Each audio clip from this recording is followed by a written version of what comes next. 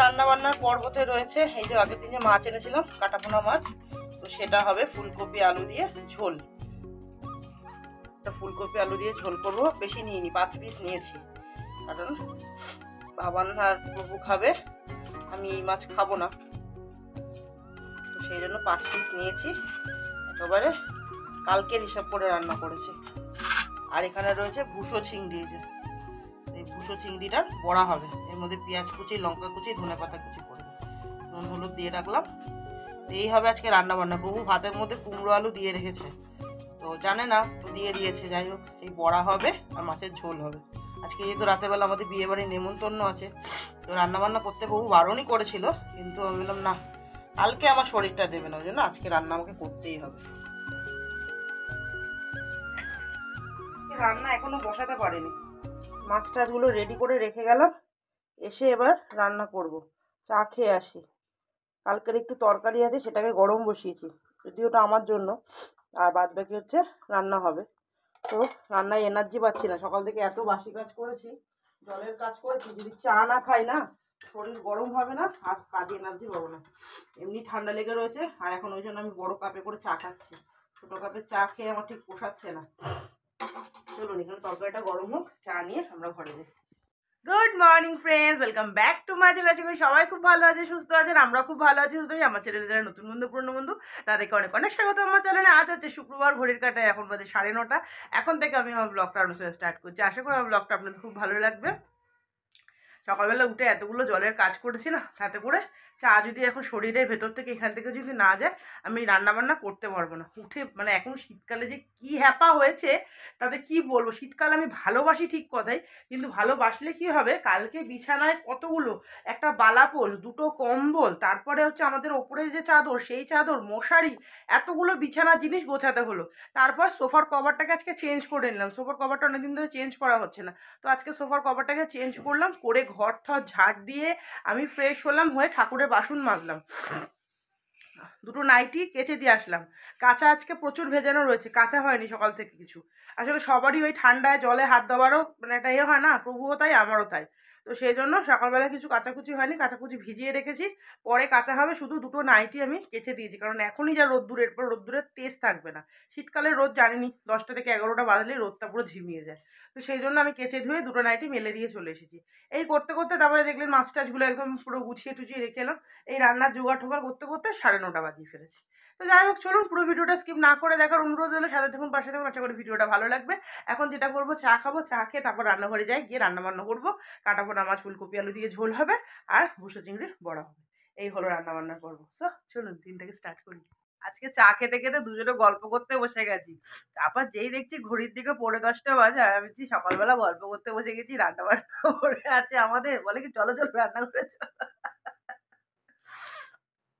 গিয়ে আর ভালো লাগে না, সকালে উঠে ওই রান্না করো, ওই এ করো, কবে যে প্রভু একটু কোথাও নিয়ে যাবে 2-3 দিনের জন্য, আর ভালো লাগছে না।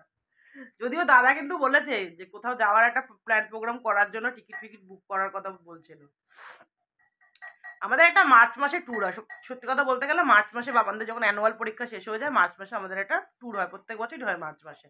তার মাঝখানে যদি ছোটোখাটো ফুকফাক দিয়ে একটা হয়ে গেল সেটা আলাদা কথা, তাহলে মার্চ মাসে আমাদের মোটামুটি 4-5 দিনের একটা ট্যুর আমরা করি, সেটা যেখানেই হোক না কেন করি আমরা। সেটা তো অবশ্যই হবে, সেটা দুনিয়া দিক থেকে ওদিক হয়ে গেলেও করতেই হবে, কিছু করার নেই, কারণ ওটা যদি আমরা না যাই না, আমাদের ব্রেন কাজ করে না। তো ওটা তো হয়, তো দেখা যাক, ওটার জন্য টিকিট ফিকিট বুক করতে হবে, অনেক কিছু ব্যাপার আছে। এখন থেকে যদি টিকিট ফিকিট না বুক করা হয় না, পাওয়া যায় না, জানেন তো। তো সেই জন্য দেখি কোথায় যাব না যাব, ভাবনা চিন্তা করি, সবাই মিলে আলোচনা করে। তো এখন রান্না বান্না করি, চলুন রান্নাঘরে চলে এসেছি। আমার প্রভু আমার আগে চলে এসেছে রান্নাঘরে। সবার আগে মাছগুলো, মাছ যদি ভালো হয় না, রান্না করার ইচ্ছা কিন্তু এমনিই চলে আসে। কিন্তু এই মাছটা এতটাই ভালো মাছ ছিল, মাছটা রান্না করার ইচ্ছা আমার এমনিই চলে আসে। মাছ ভালো হলে তরকারির টেস্ট ভালো হয়, রান্না করতে ভালো লাগে। মাছটা খুব ভালো মাছ ছিল, আর বড়ো মাছ ছিল। ছোটো ছোটো রুই মাছ খুব একটা ভালো লাগে না, খেতে স্বাদ হয় না। চলে যাচ্ছে, একসাথে ক্যামেরা রয়েছে যেহেতু, মাছগুলো বড্ড বড়ো পিস করে ফেলেছে, নাহলে 12 পিস হতো, 12 পিস হতো না, 10 পিস হয়েছে, ওই জন্য 5 পিস রান্না করলাম আর 5 পিস রেখে দিলাম। শীতকালে কিন্তু এরকম সবজি টবজি দিয়ে মাছের ঝোল খেতে কিন্তু বেশ ভালো লাগে। আর আজকে মাছের ঝোলে বললাম মটরশুঁটি দেবো, দেখাতে পাচ্ছি মটরশুঁটিটাও মানে একদম লাস্টে দেবো, যখন মাছের সাথে মটরশুঁটিটা দেবো, নাহলে মটরশুঁটি গলে গেলে ভালো লাগবে না খেতে। শীতকালে তো এই হলো মজা সবজিপত্র খেয়ে। কালকেও বলছিলাম চাউমিনটা যে কী ভালো হয়েছে, সে তো ঘরের লোকেদের প্রশংসায় আমি একদম পুরো গর্বিত। তো এখানে ফুলকপি আলু দিয়ে মাছের ঝোল হবে। মাছের ঝোলটা মানে মশলাটা কষছে, কেটলিতে জল গরম করে নিয়েছি, শুধু জল ঢালবো আর মাছ দেবো, ব্যাস হয়ে যাবে। তারপর যাবো ভাবছি জামা কাপড়গুলো কাচতে, এক বালতি ভিজিয়েছি, বিছানার চাদর, সবুজ জামা কাপড় অনেক কিছু ভিজিয়েছি আজকে, সেগুলো কাচবো। বিছানার চাদরটা যেহেতু পাল্টেছি, এখন একটা চাদর রেখে দিয়েছি, ওটা আগামীকাল কাচবো। মশলা কষে গেছে ভালোভাবে, এবারে ঝোল করবো, যেহেতু কারণ আর তো কিছু রান্না হয়নি, এই মাছের ঝোল আর বড়া এই দিয়েই খাওয়া হবে, তো সেই জন্য গরম জল রান্নায় দিলে রান্নার স্বাদ বজায় থাকে, রান্না তাড়াতাড়ি ফুটে যায়, তরকারিপত্র।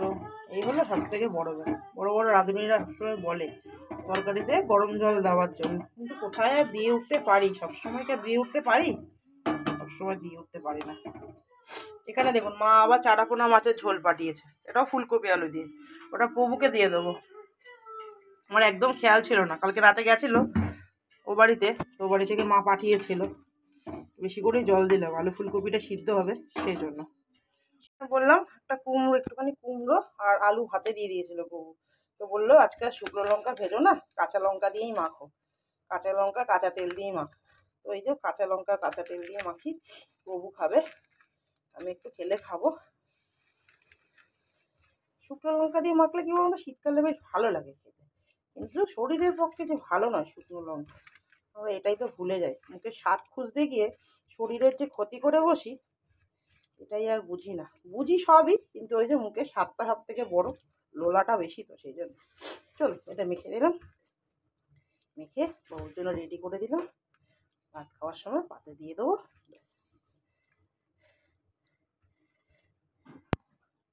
এখানে আমার মাছের ঝোল হয়ে গেছে, এই যে ফুলকপি দিয়ে ধনে পাতা দিয়ে দিয়েছি, মাছের ঝোল হয়ে গেছে, একেবারে অনেকটাই হয়েছে, বেশ ভালো কালারটা এসছে। রান্নাঘরে এখন বসিয়েছি বড়াগুলো ভাজতে দিয়েছি, আজকে বড়ার মধ্যে দিয়েছি একটুখানি ডিম ফাটিয়ে, একটা ডিম দিয়েছি। এখানে কটা ভাজা হয়ে গেছে আর এই কটা ভাজতে দিয়েছি। আর এই যে আমার টিফিন ছাতু মুড়ি, আজকে ছাতু মুড়ি খাবো।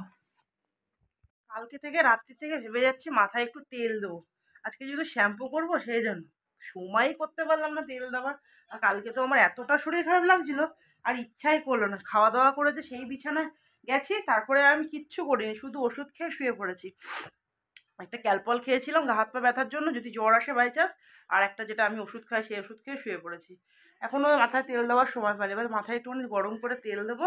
আর আজকে গামছাগুলো একটুখানি ফুটতে দিয়েছি, মানে গরম জলের মধ্যে বসিয়ে এসেছি গ্যাসের ওপরে, ওটা একটু বেশ করে ফুটুক। শীতকালে না টামছাগুলো খুব বেশি ময়লা হয়, তেল ঠেল মাখা হয় যেহেতু, সেই জন্য ওই জন্য ভাবলাম 3টে গামছায়, বাবানের একটা, প্রভুর একটা, আমার একটা, 3জনের 3টে গামছায় একেবারে ভেজিয়ে মানে বসিয়ে দিয়ে এসেছি, ওটা একটু ফুটুক, আর ততক্ষণ ধর মানে আমি একটু করে ছাতু মুড়ি টিফিন করে নিই। চলুন, এর মাঝখানে গিয়ে আমি বাসন মেজে এসেছি, রান্নার বাসন, আর তারপরে জামা কাপড় কেচে এসেছি, বললাম কাচতে যাব, পুরো সব কেচে মেলে দিয়ে এসেছি, কারণ এরপরে কাচলে আর শুকাবে না।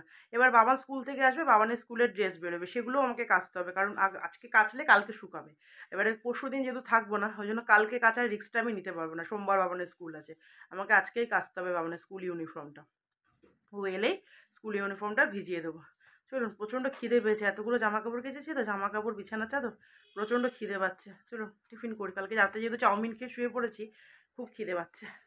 আমি না থাকলে তোমার কি হবে, চশমাটা নাও, এক্ষুনি চশমাটা ভুলে যাচ্ছিলে, কোথায় রেখেছো চশমা? পেয়েছো? টাটা। কতটা ঠান্ডা পড়েছে দেখুন, ফুলের কুড়িটাও ঠিকঠাক করে ফোটেনি, এই দেখুন এরকম আধফোটা হয়ে রয়েছে, এইটাও তাই অবস্থা, এই যে এটা তবুও কালকে ফুটবে, আর এটা সকালবেলা তবুও তো একটা পাপড়ি বেরিয়েছিল, এখন তবুও একটু ফাঁকা হয়েছে ফুলটা। আজকে একেবারে স্নান করে ঘরে এসেছি, আর ওই দেখুন আমার পাগলটাকে দেখুন, মোজা, ফুল প্যান্ট, ফুল জামা, তারপরে কি গ্লাভস পরেছিল গলায়, ওই দেখুন দেখতে পাচ্ছেন কিরকম পাগলামো করছে, অনেক ঠান্ডা লাগছে। আর মা ঠান্ডা জলে স্নান করে এলো, মাথায় শ্যাম্পু করে এলাম, আজকে ঠান্ডা জল দিয়ে স্নান করেছে, আবার টুপিও পরেছিল, যে এই টুপিটা পরেছিল। এখন এগুলো কারণে সব শুকিয়ে গেছে, এগুলো পরে ভাঁজ করব, পরে ভাঁজ করে রাখতেই হবে, কারণ সন্ধ্যাবেলার ইচ্ছা করবে না ভাঁজ করতে, সন্ধ্যাবেলা একটু বেরোতেও হবে, দোকানেও যেতে হবে, তারপর তো আছে নেমন্তন্ন বাড়ি। তো যাই হোক চলুন আজকে দুপুরের লাঞ্চটা একবার দেখিয়ে দিই আপনাদেরকে, দিয়ে খাওয়া দাওয়া করবো, 2টো বেজে গেছে। তো এখানে রয়েছে একটুখানি গাটি কচুর তরকারি, আর এখানে রয়েছে মাছের ফুল চিংড়ির বড়া, সরি মাছের বড়া বলতে যাচ্ছি, এটা আমার শাশুড়ি মা করেছিল গাটি চিংড়ি দিয়ে।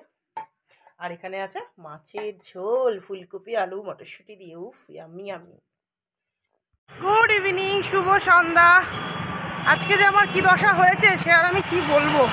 বিয়ে বাড়ি যাবো, মোটা হওয়ার যে কতটা লিমিট ক্রস করেছি সেটা আমি আজকে হাড়ে হাড়ে টের পাচ্ছি।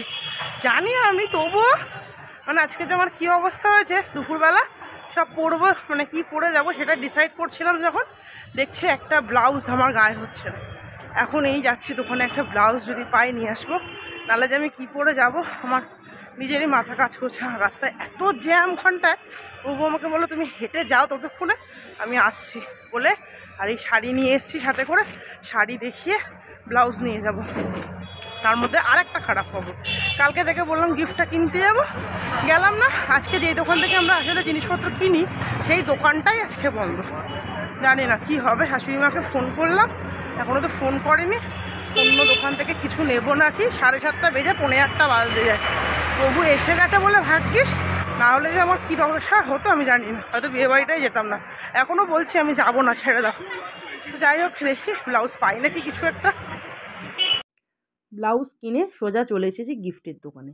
তো গিফট হিসেবে দেওয়া হচ্ছে এখানে বেডশিট, 2টো মানে মাথার বালিশ, একটা পাশ বালিশ দিয়ে এরকম সাদার মধ্যে একটা বেডশিট, যেটা আমার খুবই পছন্দ হয়েছে। তো গিফট কেনা কমপ্লিট হয়ে গেছে, এবার ঝটপট করে বাড়ি যাব। যা ব্লাউজের সাইজ কিনেছি সেটা হচ্ছে আমাকে গিয়ে মারতে হবে। 34-এর বড়টা যদি পেতাম তাহলে মারতে হতো না, কিন্তু 34-এর বড়টা পাইনি, 36 নিতে হয়েছে। তাই আমাকে গিয়ে বাড়িতে গিয়ে ব্লাউজটা মারতে হবে। কি জ্বালা, আমার না ভালো লাগছে না। প্রভু যে কী রাগারাগি করছে, প্রভু বলছে তুমি এখন এরকম হয়ে গেছে, কোনো সময় আগে বিয়েবাড়ি যাওয়ার হলে তুমি আগে থাকতে সব কিছু প্ল্যান প্রোগ্রাম করে গুছিয়ে রাখতে, আর এখন তুমি 11th আওয়ারে আমাকে বলছে এই করতে হবে সেই করতে হবে। কেন কে যেন এরকম হয়েছে, আমি এখন নিজেই ভাবি আসলে কোথাও না গিয়ে মনে আমার এই ব্যাপারটা হয়ে গেছে। অনেক দিন পর যেন একটা বিয়েবাড়ি পেয়েছি, নিমন্ত্রণ পাই না বলে এই অভ্যাসটা মনে হয়ে গেছে। ঘড়ির কাঁটায় 8টা বেজে গেছে, এবার বাড়িতে যাবো, ব্লাউজটা মারবো, তারপর রেডি হতে পারবো। গিয়ে ভাবছি শাশুড়ি মায়ের হাতে ব্লাউজটা ভরিয়ে দেবো, দিয়ে আমি মেকআপ করতে বসে যাবো। চলো। আর তার মধ্যে ঠান্ডাটা লেগে গিয়ে না আমাকে পুরো একদম ডুবিয়ে দিয়েছে, এতটা ঠান্ডা যে কী করে লাগলো আমার। তো এই আমার ফাইনাল লুক। ঘরবাড়ির দিকে যাবেন না, ঘরবাড়ির অবস্থা প্রচণ্ড খারাপ, মানে প্রচণ্ড খারাপ। এই যে প্রচণ্ড খারাপ ঘরবাড়ির অবস্থা। তো ফাইনালি আমি এরকমভাবেই রেডি হয়েছি, হাতের সামনে যা পেয়েছি যেরমভাবে পেরেছি সেরমভাবে রেডি হয়েছি। তো চুলটাও এরমভাবে বেঁধেছি, এরমভাবে আমি কোনোদিনও বাঁধি না যদিও, তো আজকে কেন বাঁধলাম নিজেও জানি না, কিন্তু কেমন লাগছে সেটাও বলতে পারছি না। আপনারা অবশ্যই বলুন যে কেমন লাগছে না লাগছে। তো এরকমভাবেই রেডি হয়েছি। প্রভু বাইরে, আর বাবার অলরেডি চলে গেছে। সো চলুন, এই যে এই মেকআপটা এরমভাবে করেছি, কোনো কিছু মনের মতন হয়নি আসলে। চলুন।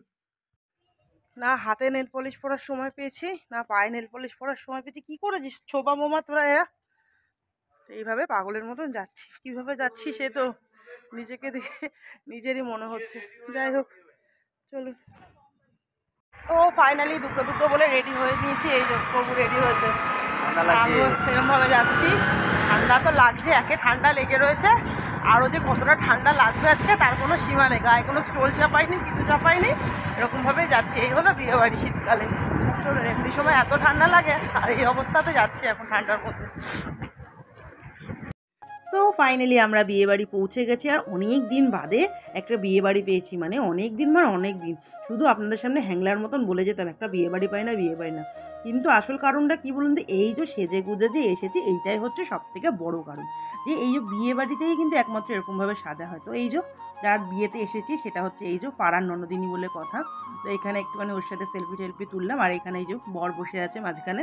তো এই যেরকমভাবে পেরেছি যতটুকুনি পেরেছি একটু ভিডিও করার চেষ্টা করেছি আপনাদের জন্য। আসলে কি বলুন তো, একটা মেয়ের বিয়ে তো অনেক আশা করেই বাবা মারা দেয়, তাই না? সবাই চায় একটু ভালো ঘরে যেতে যায়। তো সেই ভাবনা চিন্তা করেই ওকেও বিয়ে দেওয়া হচ্ছে। তো অনেক দূরে যেহেতু সেটাই একটুখানি চাপের হয়ে যায়, আর কিছুই না। তো যাই হোক, এখানে সবার সাথে সব গল্প গুজব করছি, সবাই দেখে একটু আড্ডা ঠাট্টা চলছে।